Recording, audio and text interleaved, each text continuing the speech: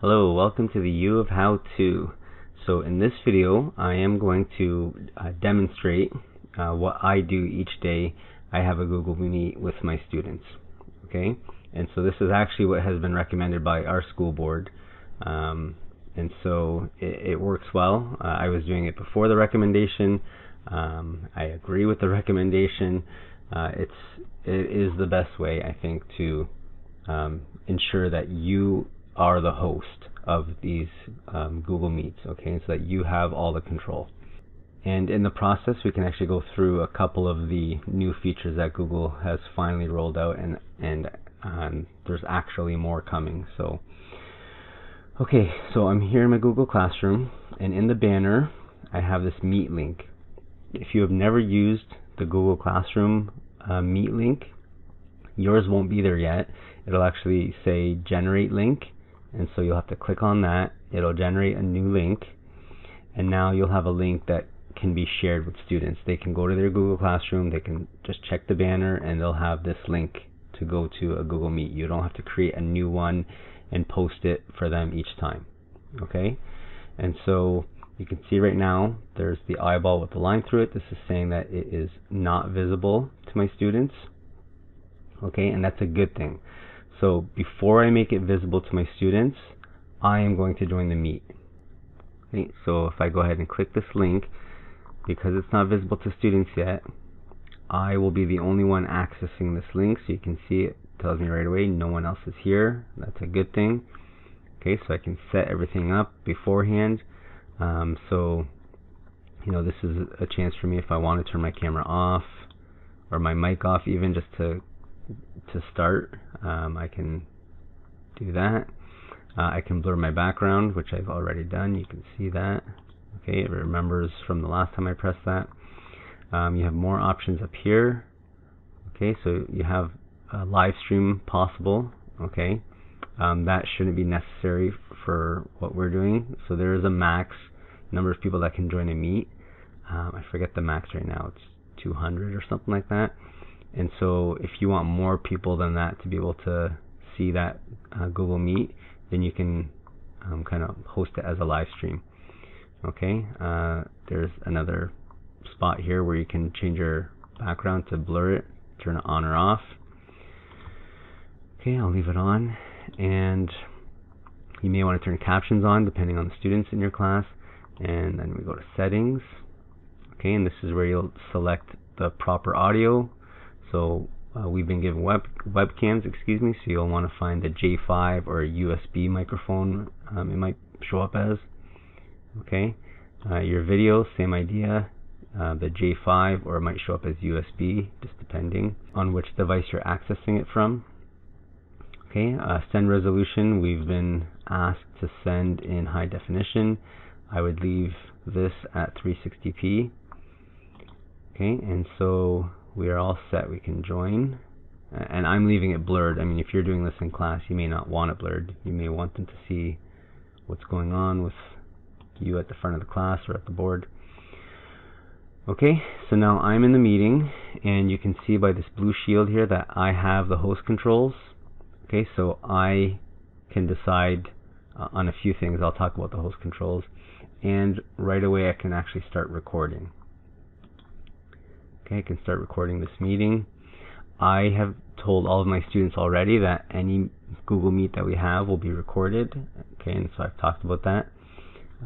So I don't have to ask for permission each time. They know if they're entering a Google Meet with me, it's going to be recorded. Okay, so I can accept. You'll see at the top left here, once it turns red, we know that we are recording. Okay, there we go.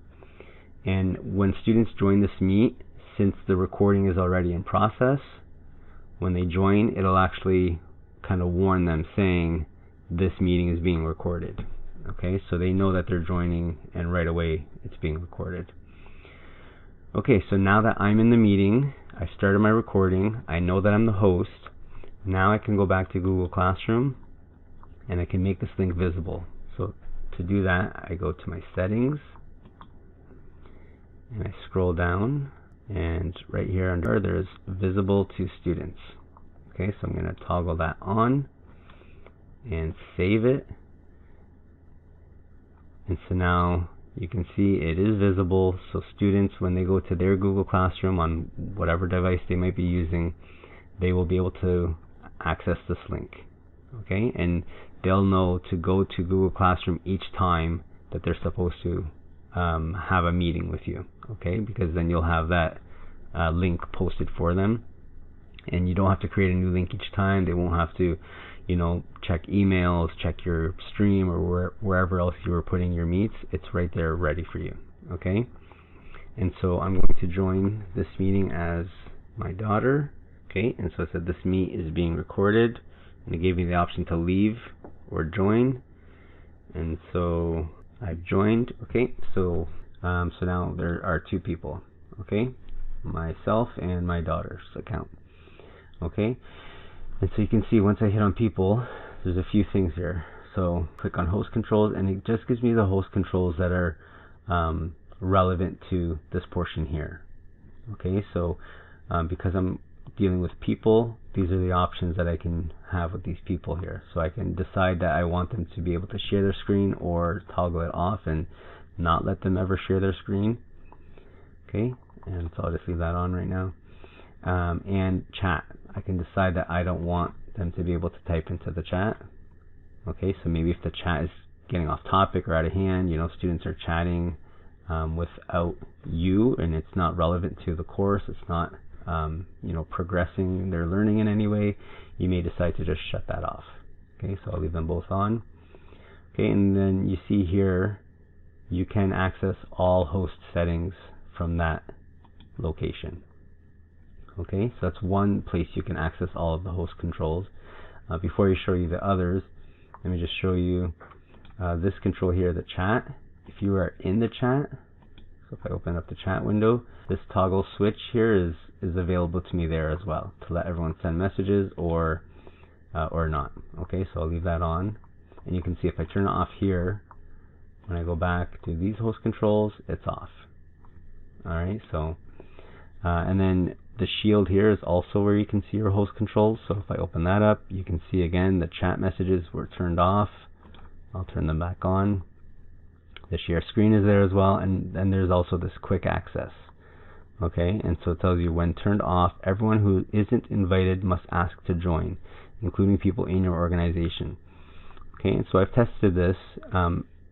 Not being invited, all of our students basically are not being invited because they're going to the Google Classroom and accessing this link. It's not from a personal invitation.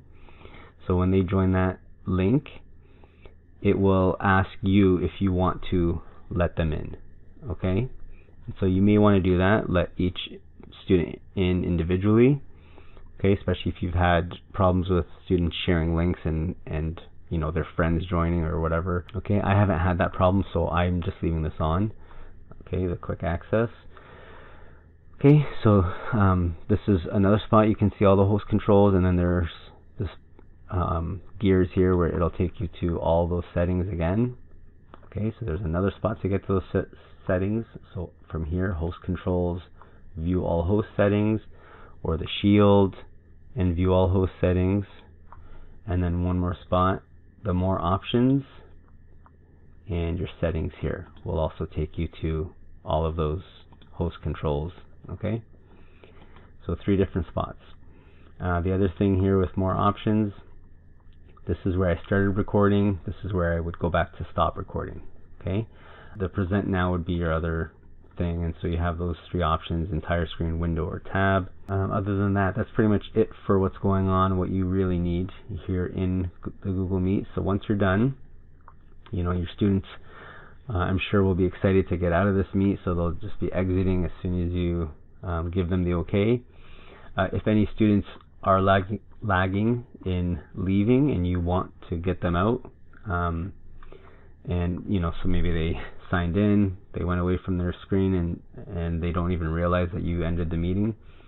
So if you go down to this drop down menu, okay, this is where you have the option to mute. So I have already muted my daughter on my phone here. I signed in on my phone. If they weren't muted, you have the option to mute them.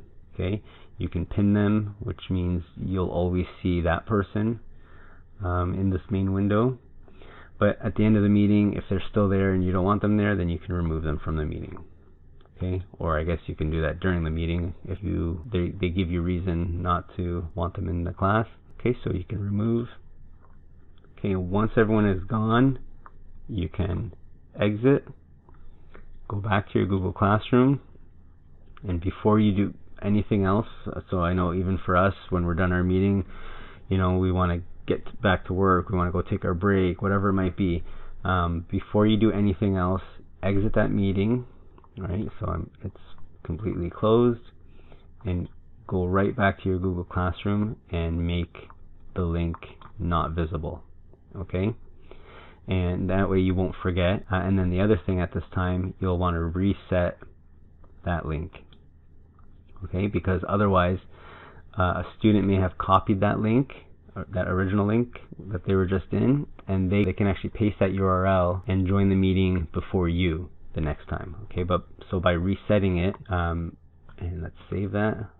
By resetting it, the link here now is different, so you'll be the first one again. You'll ensure the next day when you go back to your Google Meet, you open this first, join the meeting first, then come back here and make it visible for your students, and you'll be the host, and you don't have to worry about not being able to record or not having all of those host controls.